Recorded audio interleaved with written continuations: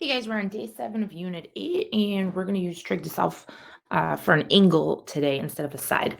But in the warm-up, just a refresh on how to solve for a side using trig.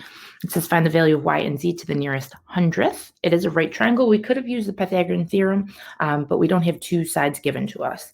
Once we find one of the sides, then we could use the Pythagorean theorem, or we could continue to use trig. So first thing off, think about what angle you are reading from. And so we're reading from the 28-degree angle here. Okay, so if you're like the stick person, you could put him there so that you can label y as your opposite side. And then I'm going to label 22.5 as my adjacent side. And I'm not going to label z yet. Okay, I'm going to solve for y first. Based on the two pieces I labeled, we can think about SOHCAHTOA. Okay, or some old horse caught another horse, taking notes away. So we can realize that O and A are used in the tangent function. So we'll go ahead and write down the formula. So it'll say tangent theta equals O over A. Okay. Remember, we replace theta and O and A. And so it's going to say tangent. Theta is our angle, and so that's 28 degrees, equals my opposite side, which is labeled with a y, over my adjacent, which is 22.5. Okay. When we solve for a side, we put the left side over 1 and we cross multiply. And so this cross will give us y equals, and this cross here will give us 22.5 times the tangent of 28 degrees. We'll grab our calculator, make sure it's in degree mode, and when we type it in, we get 11.9634 ... Okay, we'll look up, we'll grab the rounding directions, says hundredth. Hundredth is the second place, which is the 6. Select gain next door. The 3 will not bump it up, and so we'll finally say that y equals 11.96. And we have one of our pieces solved for, okay? Again, we could now use Pythagorean theorem using our two sides of 22.5 and 11.96 and solve for the hypotenuse, which is z. Or we can continue to use trig, and I'm going to use trig just because that's what we're supposed to be practicing. Okay? So I'm going to go ahead and erase the side that had the y on it since I already solved for it. And I'm going to go ahead and keep my adjacent as 22.5, and I'll continue to use that piece instead of the piece I just solved for, just in case we made a mistake. We know that the 22.5 is correct because that's the piece they gave us. Okay. And then z is going to be our hypotenuse. So we will use the trig function that uses a and h, which is cosine. So we'll write down our formula, which is cosine theta equals a over h. Okay. We're going to go ahead and do the same replacing of the 3 pieces. And so we end up with cosine. Theta is our angle, which is still 28 degrees, equal to our adjacent, which is 22.5, over the hypotenuse, which is z. We'll put the left side over 1 because we're solving for a side. And when we cross multiply, we end up with 22.5 equal to z times the cosine of 28 degrees. In this one, when we cross multiply, we didn't get z equals, and so we have to realize that z is attached to the cosine of 28, and to undo the multiplication here, we're going to divide by the cosine of 28 so that they will cancel and leave me with z on that side. Okay. But if you do that on one side of the equation, you got to do it on the other side of the equation, and we'll type it in. 22.5 divided by the cosine of 28, and z comes out to equal 25.4828 ... Okay. Again, the rounding directions say to the nearest hundredth. That's this 8 here. Looking next door, he sees a 2, and it's not going to round it up. So we're going to go ahead and say that z equals 25.48. And now we have the two sides of our right triangle that we were asked to solve for. Okay.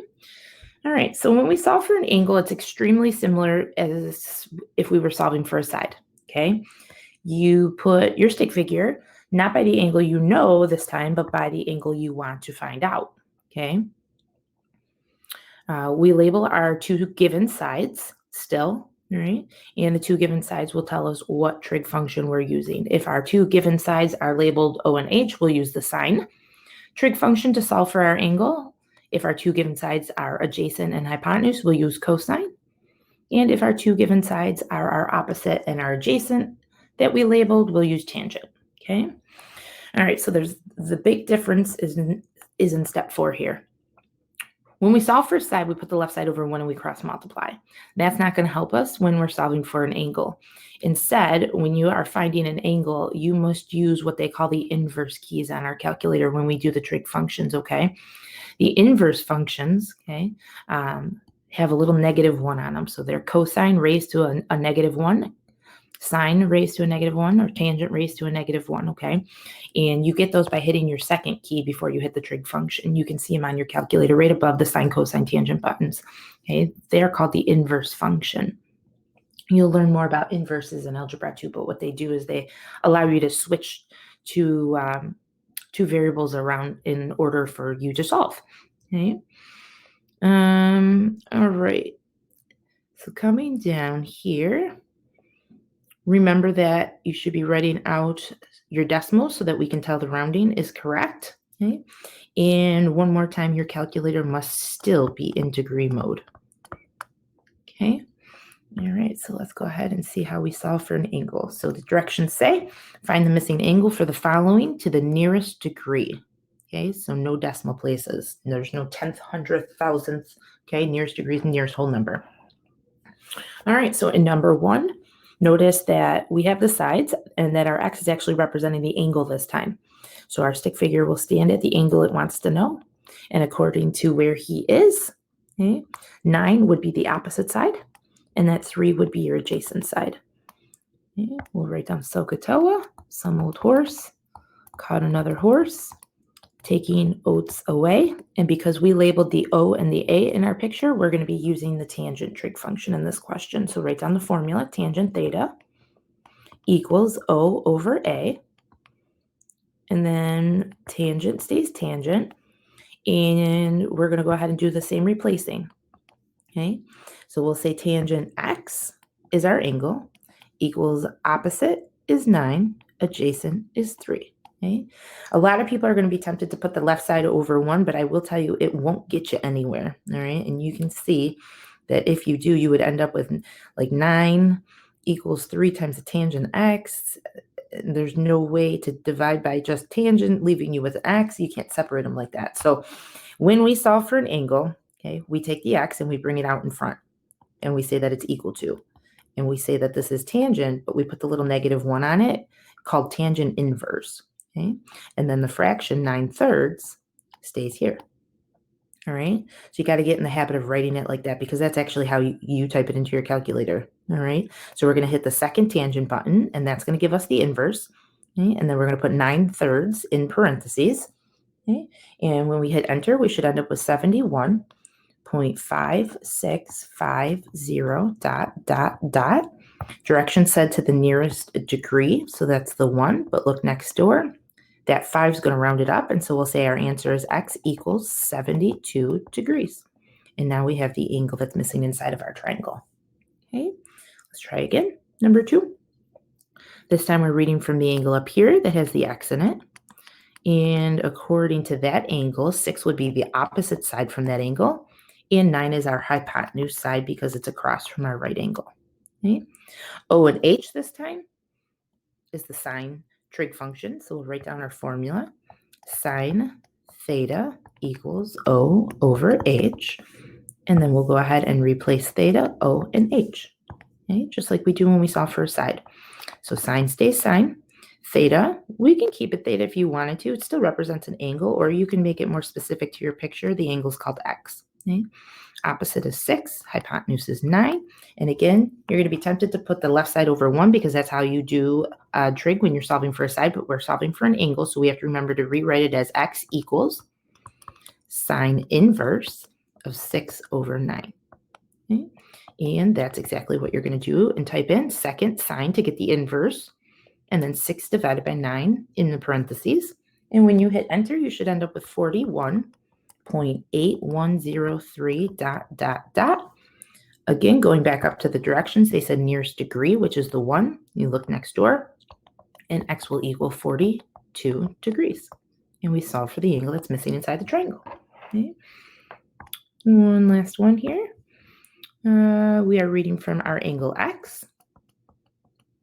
Okay. And 20 is across from the right angle, so that makes that the hypotenuse side. And 16 would be the side next to my angle here, or next to my sick person, so that's my adjacent. And a and h is the cosine trig function. So we write down the formula, cosine theta equals a over h. And then we do the replacement of the theta, the a, and the h. Okay. We keep cosine. Theta is our angle, which they called x. Our adjacent is 16. And our hypotenuse is 20. Again, don't be tempted to put the left side over 1, but it won't get you anywhere when you're solving for an angle. Instead, you have to rewrite it as x equals cosine inverse of 16 over 20. You type it in, so second cosine to get the inverse, type in 16 divided by 20, hit enter, and you should end up with 36.86989 ... Again, the rounding directions say nearest degree, so we underline the 6, but look next door, and that's going to round it up, and we will say our angle is equal to 37 degrees. All right, and that's how you use trig to solve for a missing angle inside of a triangle. Remember, you have to be given two sides. Okay?